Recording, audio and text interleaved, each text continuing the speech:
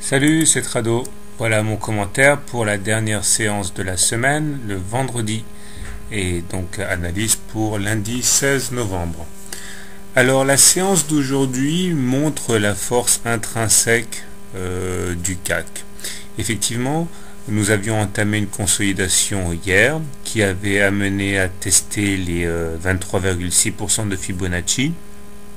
Aujourd'hui, les intervenants ont tenté de bousculer l'indice parisien en lui faisant franchir les 23,6%. Ils y sont parvenus, mais malheureusement pour eux, à partir de ces plus bas, les haussiers ont repris la main et nous sommes en passe de clôturer bien au-dessus de ce niveau de 23,6% de Fibonacci. Autrement dit, ce niveau clé est sauvegardé en clôture. Même mieux, puisque nous sommes positifs sur la journée avec une jolie bougie verte.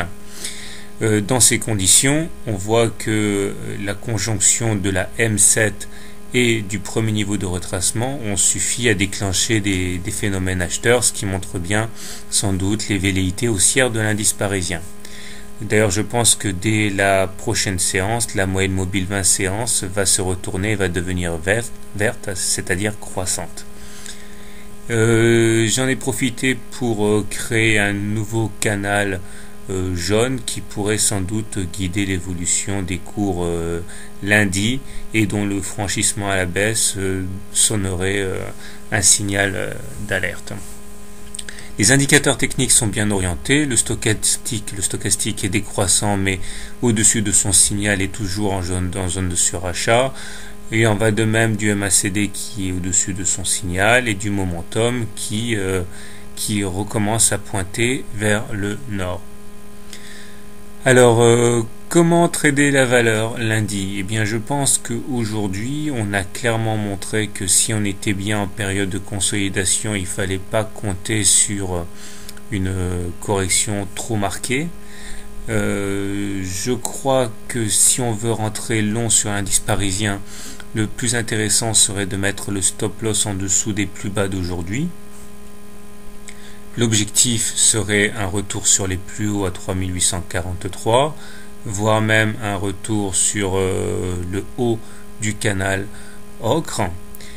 L'objectif serait bien sûr de rentrer le plus proche possible de son stop loss pour limiter la perte potentielle. Donc l'idée serait de rentrer au contact du canal jaune, la partie basse, voire même en cas de contact à nouveau avec le niveau des 3775, ce serait un bon point d'entrée avec un stop loss très mesuré et un bon ratio gain-risque. Si maintenant vous pensez que tout ça c'est que du bluff et que l'indice parisien va plonger, eh bien il peut être intéressant de shorter en mettant un stop loss au-dessus des précédents plus hauts à 3843. L'objectif serait un ralliement sans doute de la M20, donc un pullback sur la M20. Et bien sûr, plus on se rapproche des 3843 pour entrer, mieux ce sera, puisque le ratio gain-risque s'améliorera d'autant. Personnellement, je vais plutôt privilégier l'impulsion haussière. Voilà, bonne semaine, bon week-end et bon trade.